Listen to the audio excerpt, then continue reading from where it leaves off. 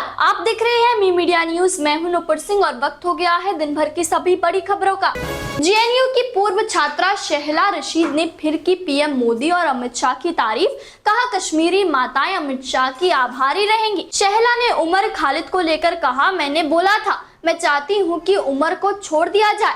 उसने आतंकवाद या किसी खतरनाक विचारधारा की वकालत नहीं की। कर्नाटक के पूर्व सीएम कुमारस्वामी को बिजली चोरी के लिए 68,526 रुपए जुर्माना भरना पड़ा। कांग्रेस पर लगाया राजनीतिक साजिश करने का आरोप। बंगाल की खाड़ी पर समुद्री तूफान का गहरा दबाव, तेज गति से आ रहा है मिथिली साइक्लोन। मौसम विभाग ने जारी किया अलर्ट। नहाय खाए के साथ आज से छठ की शुरुआत हुई। कल है खरना। वहीं बिहार जाने के लिए सभी रेलवे स्टेशन पर दिख रही है भारी भीड़। वर्ल्ड कप में शानदार प्रदर्शन करने वाली शमी को सीएम योगी का बड़ा तोहफा। गांव सहसपुर अलीनगर पहुंचे प्रशासन ने उनके गांव में मिनी स्टेडियम बनवाने की घोषणा की है। बिहार के लोग भी टोल टैक्स से है परेशान। जहां बक्सर से पटना जाने के लिए चुकानी होगी और ज्यादा कीमत। जल्द ही 3 जगहों पर लगेगा टोल टैक्स।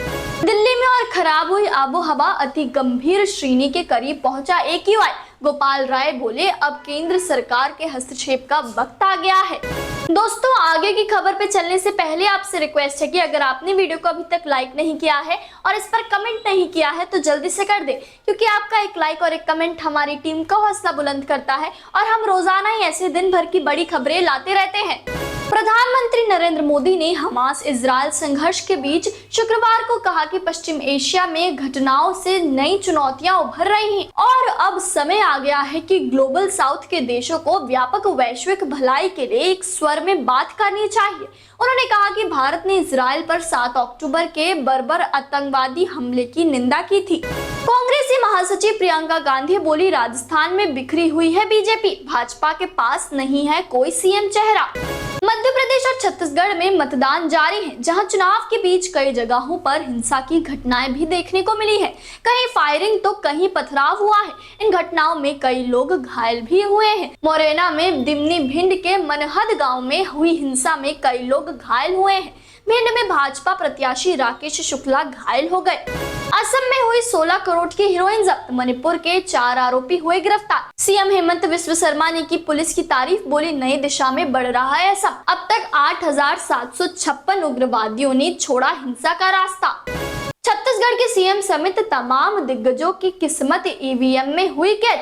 लाइन में लगे लोगों को समय समाप्त होने के बाद भी करने दी वोटिंग। हिमाचल के फॉर्मा कंपनी में काम करने वाले परविंदर फाकर की रातों रात बदली किस्मत। ड्रीम 11 पर जीत लिए 2 करोड़। पुंछ में एनआईए का एक्शन। ड्रग तस्कर और ओवरग्राउंड वर्कर की संपत्तियां की कुर्क। हथियार और नशीला पदार्थ भी हुआ बरामद। बाला साहेब ठाकरे को श्रद्धांजलि देने पहुंचे शिंदे और उद्धव। दोनों गुटों के कार्यकर्ता भिड़े। इन स्थानों पर बढ़ाई गई सुरक्षा। गुजरात के गांधीनगर में पेड़ से जा टकराई कार। 5 चचेरे भाइयों की हुई मौत, एक की हालत है गंभीर। राजस्थान के अजमेर में गृह मंत्री अमित शाह ने चुनावी रैली में कहा कि 5 साल कांग्रेस ने जमकर किया भ्रष्टाचार, अब बदलने की है बारी।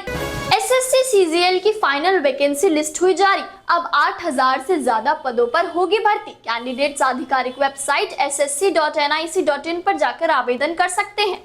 अमृतसर पहुंचे पंजाब के सीएम भगवंत मान। मेडिकल कॉलेज के शताब्दी समारोह में लिया हिस्सा। ई अस्पताल योजना का किया उद्घाटन।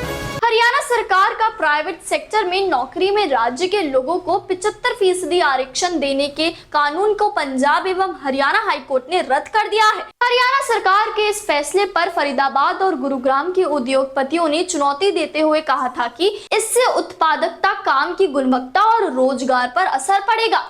उत्तरकाशी में यमुनोत्री राजमार्ग पर निर्माणाधीन सिलक्यारा सुरंग में भूस्खलन के मामले में एक बड़ा अपडेट आता दिख रहा है। एक वैज्ञानिक ने ये बात कही कि सिलक्यारा क्षेत्र में सैटेलाइट से भूधसाव नजर आ रहा है। हालांकि उन्होंने इस दिशा में विस्तृत अध्ययन करने की बात कही है। बता दें कि 7 दिन से 40 मजदूर फंसे हैं और बाहर परिजन परेशान हो रहे हैं।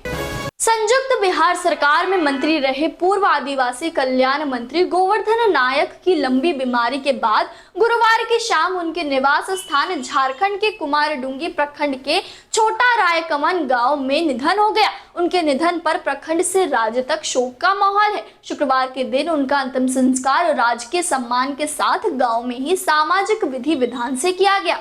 दोस्तों, मैं देख पा रही हूँ कि आप में से काफी सारे लोगों ने इस वीडियो को लाइक कर इस पर कमेंट किया है, लेकिन कुछ लोग अभी भी बाकी हैं। आप किस चीज का इंतजार कर रहे हैं? इस वीडियो को जल्दी से लाइक कर इस पर कमेंट करें, क्योंकि आपका एक लाइक और एक कमेंट मेरे चेहरे पे खुशी छलका देता है। तो ये थी आज दिन भर की बड़ी खबरें। ऐसे ही खबरों में बने रहने के लिए चैनल को सब्सक्राइब करें, वीडियो को लाइक करें और ज्यादा से ज्यादा शेयर करें, ताकि आप और आपके जानने वाले रह सके देश और दुनिया की तमाम खबरों से अपडेट।